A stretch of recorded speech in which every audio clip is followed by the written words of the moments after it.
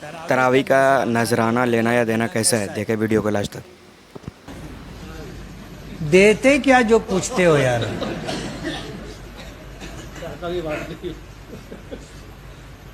जो इमाम तरावी पढ़ाता है उसको क्या देते हैं? 10-20 हज़ार रुपया बहुत हो गया ना, वरना आम तौर पर 2,000, 5,000, 10,000 इस तरह दिया जाता है। मैं जामे मस्जिद में 1986 से तरावी पढ़ा रहा हूँ। पहला साल था जब मेरा, अल्लाह मग़फ़िरत फरमाए, जो ट्रस्टी हजरात थे वो मुझसे पूछने लगे कि हम लोग नजराना देना चाहते हैं। मैंने कहा मैं नहीं लेना चाहता। बोले नहीं हम लोग देना चाहते हैं। मैंने कहा जब मैं नहीं मांग रहा हूँ, नहीं लेना चाहता हूँ, तो क्यों दे रहे हो?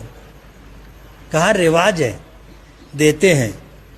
मैंने कहा देखो अगर लेना देना करेंगे तो अजर मिलेगा या नहीं मिलेगा, ये मसला है। मैं ऐसा समझता था कि ले लेंगे तो सवाब ख़त्म हो जाएगा। तो उनसे मैंने कहा कि यार मैं तरावी में कुरान पाक सुनाता हूँ, मैं उस अजर को ज़ाय नहीं करना चाहता, इसलिए मुझे कोई नजराना नहीं लेना है। बोले हमको देना है। तो 1986 में मैंने कहा फिर अगर देना है तो 50,000 रुपया देना। 1986 में 50,000 रुपया देना। बोले तो बहुत ज़्यादा हो गया। मैंने कहा इससे ज़्यादा सवाब मिलता है, मैं पैसा ले करके अपना सवाब क्यों ज़ाय करूं? आप मेरे नाम से कहीं चंदा मत करना और मुझे नजराना मत देना, मैं नहीं लूँगा। तो अल्हम्दुलिल्लाह मैं नहीं लेता। लेकिन आज मौजूदा हालात में उलमा की एक जमात ये कहती है कि बहुत सारे हुफ़ाज़ किराम गरीब होते हैं, तरावी पढ़ाते हैं, अगर उनको नजराना न दिया जाए तो उनके लिए तरावी पढ़ाना मुश्किल है। इसलिए आज उलमा की एक जमात कहती है कि उनको नजराना देना चाहिए। इसलिए इस तरह मसला पूछ करके मसाइल ना पैदा करें तो अच्छा है। आप इमामों को नजराना दिया करो और नजराना देने के लिए तरावी का और ख़त्म कुरान का इंतज़ार मत किया करो।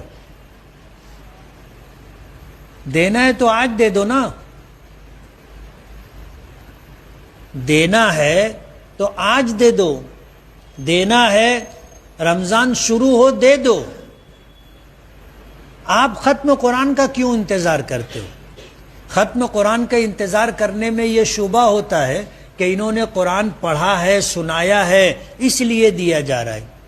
इसलिए उलमा की एक जमात मना करती है। आप उस तकरीब का इंतज़ार मत करो, आज से आप देना शुरू करो ना, दोगे। बहुत धीरे बोल रहे हो। देखो मैं 1986 से इमामत कर रहा हूँ और मैंने पीछे बताया था कि पहली मर्तबा ऐसा हुआ कि एक खातून दरवाजे पर आकर खड़ी हुई, उसने मुअज्जिन को बुलाया और 5,000 रुपया दिया और कहा कि ये मुअज्जिन के लिए। तो कहने लगे हम लोग 4 मुअज्जिन हैं, तो बोले चारों तकसीम कर लेना। फिर उसने 5,000 रुपया और दिया और ये कहा कि इमाम साहब को दे देना। तब जब मैं आया तो मुअज्जिन साहब ने मुझको ला करके 10,000 रुपया दिया और कहा कि ये मुअज्जिन, मैंने कहा तो तुम्हारा है। बोले ये इमाम।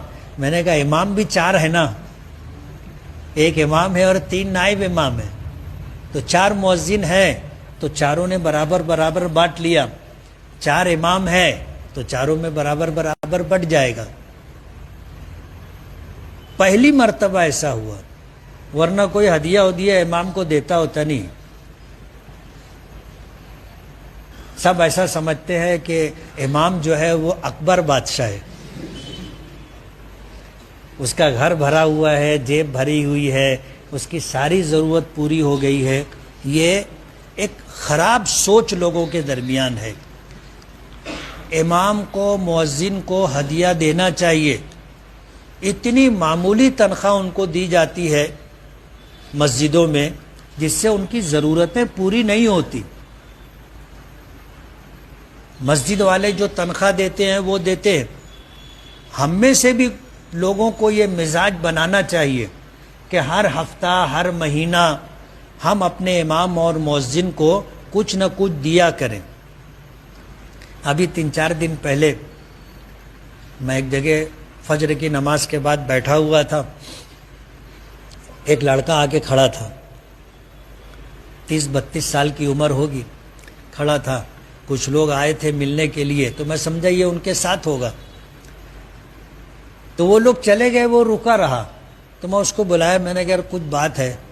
تو اس نے جیب میں ہاتھ ڈالا اور 500 روپیہ نکال کے مسافے کے ساتھ مجھ کو دیا اور بولے یہ آپ کے لیے ہدیہ ہے.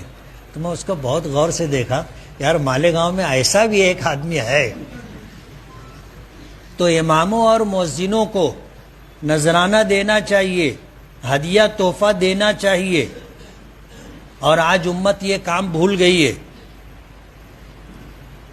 اس لیے آپ جہاں بھی نماز پڑھتے ہوں محلے کی مسجد کے امام کو, اور جہاں کہیں آپ نماز پڑھو امام کو اگر کچھ دے سکتے ہو ہدیے کے طور پر تو دینا چاہیے. دیں گے نا؟